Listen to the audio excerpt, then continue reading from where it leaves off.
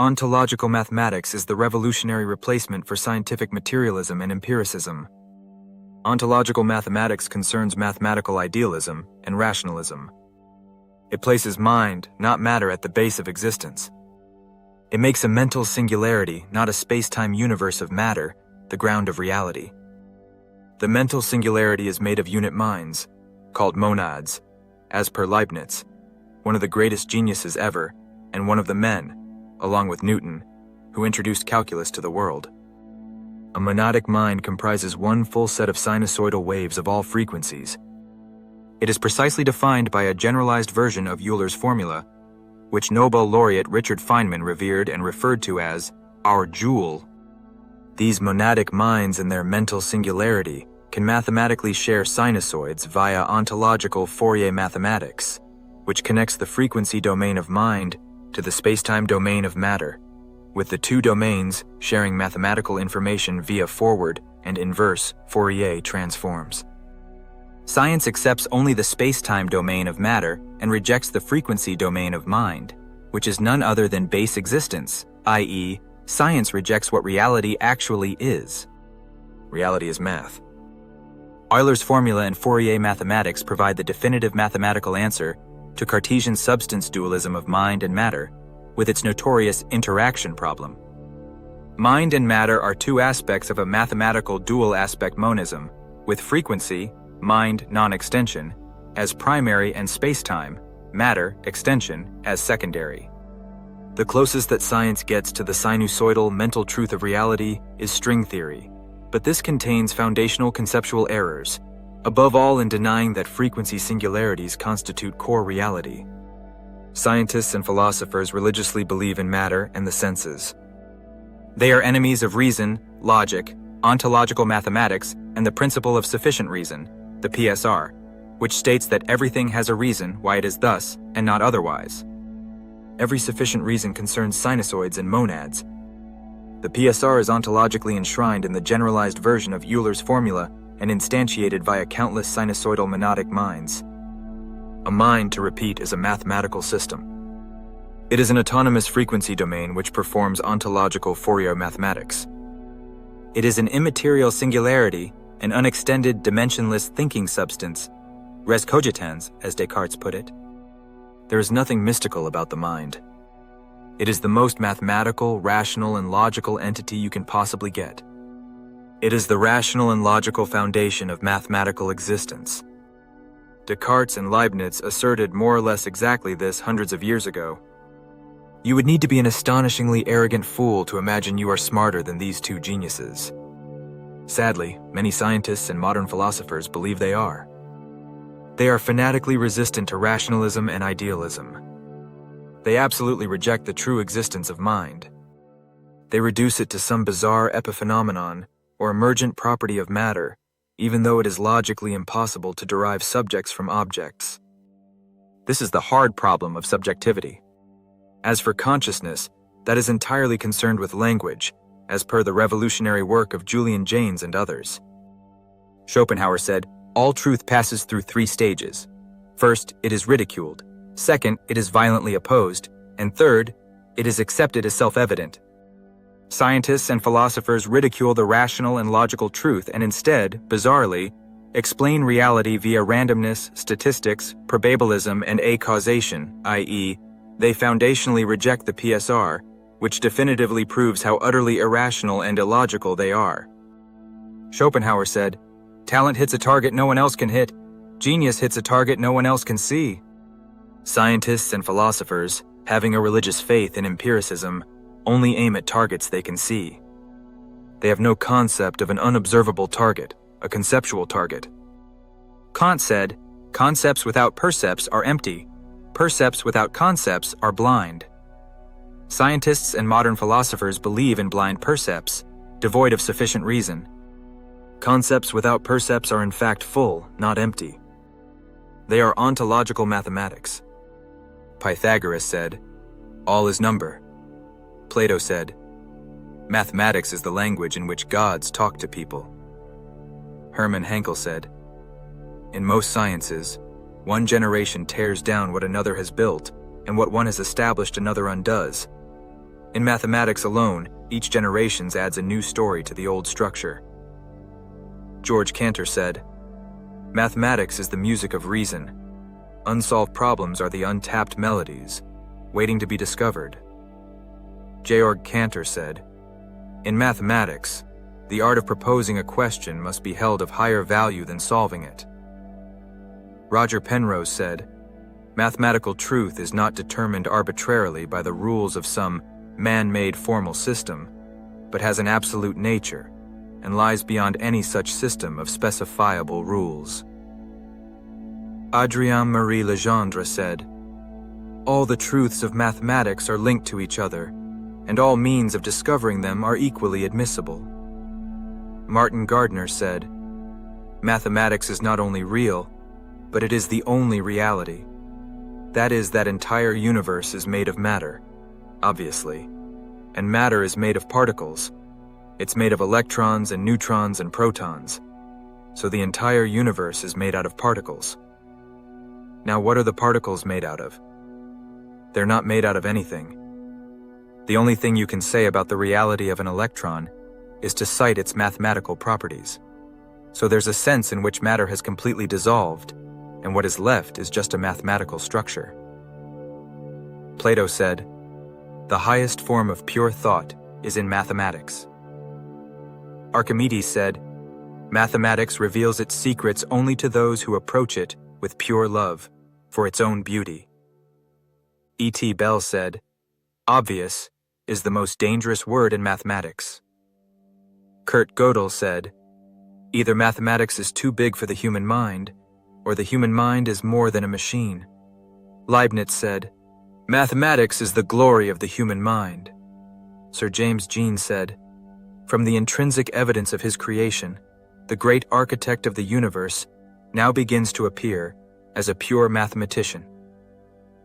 Galileo said, "The universe cannot be read until we have learnt the language and become familiar with the characters in which it is written. It is written in mathematical language, and the letters are triangles, circles, and other geometrical figures, without which means it is humanly impossible to comprehend a single word." Kant said, "The science of mathematics presents the most brilliant example of how pure reason may successfully enlarge its domain without the aid of experience." Bertrand Russell said, "Mathematics, rightly viewed, possesses not only truth, but supreme beauty, a beauty cold and austere, like that of sculpture, without appeal to any part of our weaker nature, without the gorgeous trappings of painting or music, yet sublimely pure, and capable of a stern perfection, such as only the greatest art can show." Russell said, "Mathematics is, I believe, the chief source of the belief in eternal and exact truth, as well as in a supersensible, intelligible world." Russell said, "Mathematics takes us still further from what is human, into the region of absolute necessity, to which not only the actual world, but every possible world, must conform." Russell said, "The true spirit of delight, the exaltation, the sense of being more than man, which is the touchstone of the highest excellence, is to be found in mathematics as surely as in poetry." Jonathan David Farley said, "Mathematics is the poetry of the universe." Jody Azuni said, "Mathematics is the discipline dealing with non-trivial and interesting things." Carl Friedrich Gauss said, "Mathematics is the queen of the sciences." Gregor Moisil said, "All that is correct thinking is mathematics." Roger Bacon said, "Mathematics is the door and key of the sciences." Alfred Adler said, "Mathematics is pure language, the language of science." It is unique among languages in its ability to provide precise expression for every thought or concept that can be formulated in its terms. Martin Gardner said, "Mathematics is not only real, but it is the only reality." Eugene Wigner said, "The miracle of the appropriateness of the language of mathematics for the formulation of the laws of physics is a wonderful gift which we neither understand nor deserve. We should be grateful for it and hope that it will remain valid in future research and that it will extend, for better or for worse, to our pleasure, even though perhaps also to our bafflement, to wide branches of learning." Jordan Ellenberg said, Mathematics is the extension of common sense by other means. Dean Schlichter said, "Go down deep enough into anything, and you will find mathematics." Keith Devlin said, "Mathematics makes the invisible visible." Stan Gutter said, "The essence of mathematics is not to make simple things complicated, but to make complicated things simple." 1. Kone said, "As far as I'm concerned, prime numbers constitute a more stable reality than the material reality that surrounds us." Einstein said, "God does not play dice." Paul Erdos said, "God may not play dice with the universe, but something strange is going on with the prime numbers." Alexander Graham Bell said, "Pi is God's telephone number." Plato's Academy said, "Let no one unversed in geometry enter here." Pythagoras said, "There is geometry in the humming of the strings. There is music in the spacing of the spheres." Pythagoras said, "Geometry is knowledge of the eternally existent." Kant said, "A natural science is a science only insofar as it is mathematical." Galileo said, "The great book of nature can be read only by those who know the language in which it was written, and this language is mathematics." Nikolai Lobachevsky said, "There is no branch of mathematics, however abstract, which may not someday be applied to phenomena of the real world." Paul Dirac said, "A physical law must possess mathematical beauty." Paul Dirac said, "It is more important to have beauty in one's equations than to have them fit experiment." Richard Feynman said, "The fine structure constant determines how stars burn, how chemistry happens, and even whether atoms exist at all. It is one of the greatest damn mysteries of physics, a magic number that comes to us with no understanding." Berthelot said, "Mathematics is the indispensable instrument of all physical research." John Horgan said, "A quark is a purely mathematical construct. It has no meaning apart from its mathematical definition. The properties of quarks, charm, color, strangeness, are mathematical properties that have no analog in the macroscopic world we inhabit." Max Tegmark said, "If this electricity field strength here in physical space corresponds to this number in the mathematical structure, for example, then our external physical reality meets the definition of being a mathematical structure. Indeed, that same mathematical structure." William of Ockham said, "Entities should not be multiplied unnecessarily." David Mumford said, "I am accustomed, as a professional mathematician, to living in a sort of vacuum, surrounded by people who declare with an odd sort of pride that they are mathematically illiterate." Napoleon said, "The progress and the improvement of mathematics are linked to the prosperity of the state." Leo Tolstoy said, "A man is like a fraction whose numerator is what he is, and whose denominator is what he thinks of himself. The larger the denominator, the smaller the fraction."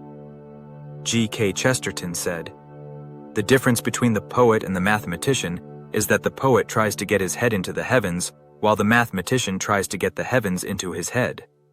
F.M. Cornford said, "The study of mathematics is the indispensable basis for all intellectual and spiritual progress." Leibniz said, "Music is the pleasure the human mind experiences from counting without being aware that it is counting."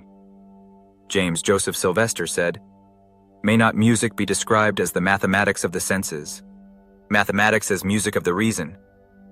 The musician feels mathematics. The mathematician thinks music. Music the dream. Mathematics the working life." John Kameni said, "The man ignorant of mathematics will be increasingly limited in his grasp of the main forces of civilization." S. Gutter said, "The essence of mathematics is not to make simple things complicated, but to make complicated things simple." Ramanujan Srinivasa said, "An equation for me has no meaning unless it expresses the mind of God." Laplace said, "Read Euler. He is our master in everything." Richard Feynman said about Euler's formula, "Our jewel, one of the most remarkable, almost astounding formulas in all of mathematics." Keith J. Devlin said about Euler's identity, "Like a Shakespearean sonnet that captures the very essence of love, or a painting that brings out the beauty of the human form that is far more than just skin deep, Euler's equation reaches down into the very depths of existence." Paul Dirac said, This result is too beautiful to be false. It is more important to have beauty in one's equations than to have them fit experiment. Dirac said, "If one is working from the point of view of getting beauty into one's equation, one is on a sure line of progress." Dirac said, "God used beautiful mathematics in creating the world." Dirac said, "One could perhaps describe the situation by saying that God is a mathematician of a very high order, and he used very advanced mathematics in constructing the universe." Leibniz said, "In whatever manner God created the world, it would always have been regular and in a certain general order. God, however, has chosen the most perfect, that is to say, the one which is at the same time the simplest in hypothesis and the richest in phenomena. Think you're smarter than math? Think you're more real than math? Think again. Stop being delusional." It is truly intellectually disgraceful that scientists and philosophers oppose ontological mathematics in favor of matter, the senses, and randomness, the anti-PSR. For shame! You are a mathematical entity. You are a mathematical processing system. You are a mathematical ontology, subjectively experiencing yourself and the world, and exercising your free will, which relies entirely on the fact that the mathematical basis thoughts of which you are comprised belong to you uniquely and exclusively. Get with the program. Do the math.